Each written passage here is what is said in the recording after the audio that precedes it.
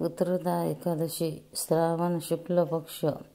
श्रीकृष्ण म्हणाले की आता तुला पुत्रदा एकादशीचे महात्म्य सांगतो. ते नीट चित्त देऊन एक. पूर्वी कृतयुगाचे अंती महिष्मती नगरीत महिजित नावाचा राजा राज्य करीत होता. त्याला सर्व सुखी अनुकूल होती, पण पुत्र संतान नव्हते. त्यामुळे त्याचे मन अत्यंत उदास झाले होते. एके दिवशी त्याने आपल्या आप्तइष्टांना व प्रजेला सभेत बोलावून आपल्याला पुत्रसंतान नसल्याचे दुःख निवेदन केले आणि म्हणाला की मी आजपर्यंत सत्कर्मच करीत आलो आहे. माझ्या हातून कोणतेही वाईट घडले नाही. असे असताना मला पुत्रसंतान का होऊ नये याचा विचार करून त्यावर मला उपाय सांगा. राजाने ते भाषण ऐकून त्याच्या प्रजेला व आप्तइष्टांना अत्यंत दुःख झाले व राजाच्या त्या दुःखाचा परिहार करण्याकरिता ते त्रिकाल ज्ञानी अशा लोमश ऋषीकडे जाण्यास निघाले. लोमश ऋषीने एका थोर अरण्यात राहत होते. ते ज्ञानाचे सागर, धर्माचे मूर्तिमंत अवतार होते व सदा सर्व काळ ईश्वराच्या भक्तीत तल्लीन असत. एके दिवशी लोमश ऋषी आपल्या आश्रमात ईश्वराचे चिंतन करीत बसले असताना मी महिजित राजाची प्रजा त्या ठिकाणी आली. प्रजेने त्यांना साष्टांग नमस्कार घालून त्यांची प्रार्थना केली आणि म्हणाले की महाराज, मनुष्य जन्माचे सार्थक परोपकारात आहे आणि आपण तेच कर्तव्य करीत आहात. आपली योग्यता अत्यंत थोर आहे. आपण त्रिकाळ ज्ञानी आहात, तेव्हा आपल्या एका दुःखाचे निवारण करा. महाराज, आमच्या राजाला पुत्रसंतान नाही.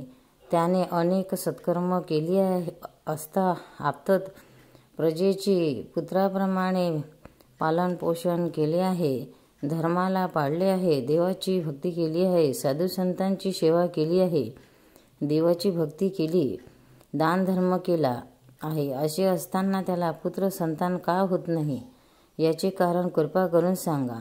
महाराज, मनुष्याला पुत्रसंतान नसले म्हणजे त्याच्याजवळ असलेले सर्व ऐश्वर मातीमोल होते. पुत्र ऐश्वर्याचा मेरू पर्वत आहे. पुत्र सौख्याचे आगर आहे. पुत्र उत्तम गतीचे साधन आहे. पुत्र प्रपंचाचा आधारस्तंभ आहे. म्हणून त्याला पुत्र प्राप्तीचा उपायही सांगा. प्रजेचे भाषण ऐकून लोमश ऋषी ध्यानस्थ झाले आणि क्षणभर विचार करून म्हणाले की सज्जन हो, महिजित राजा पूर्वजन्मी हीन जातीचा वैश्य असून धनहीन व दुराचारी होता. पुण्यकर्म करत नसे. व्यापार करण्याकरिता गावोगाव हिंडत असे. एकदा सकाळी एका गावाहून दुसऱ्या गावाला जाण्याकरिता निघाला. 2 प्रहरचे समय भर माध्यान्ही सूर्य आला असताना एका गावाच्या सीमेवर आला. चालून दमल्यामुळे व उन्हाचा तडाखा बसल्यामुळे अत्यंत तृषाक्रांत झाला होता. तेथे जवळच एका ओढा होता. तो उन्हाळ्यामुळे कोरडा पडला होता. तथापि त्यात एके ठिकाणी थोडेसे पाणी होते. तेथे तो पाणी पिण्याकरिता गेला. त्याच वेळेला तेथे एक सवत्सर तहानलेली गाय पाणी पिण्याकरिता आली. तिने पाण्याला तोंड लावले.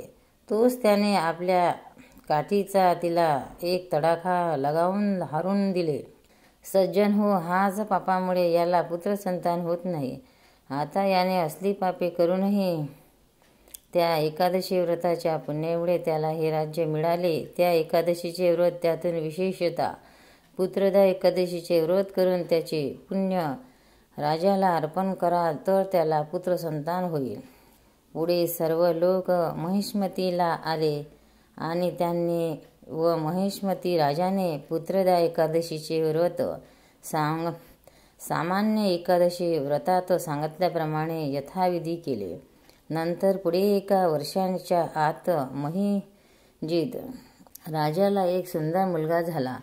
श्रीकृष्ण म्हणाले की हे धर्मराजा, जे कोणी हे पुत्रदा एकादशीचे व्रत करतील व त्याचे महात्म्य ऐकतील ते पुण्यवान होऊन अंती सद्गतीला जातील.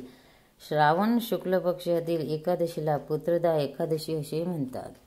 पंढरीनाथ भगवान की जय.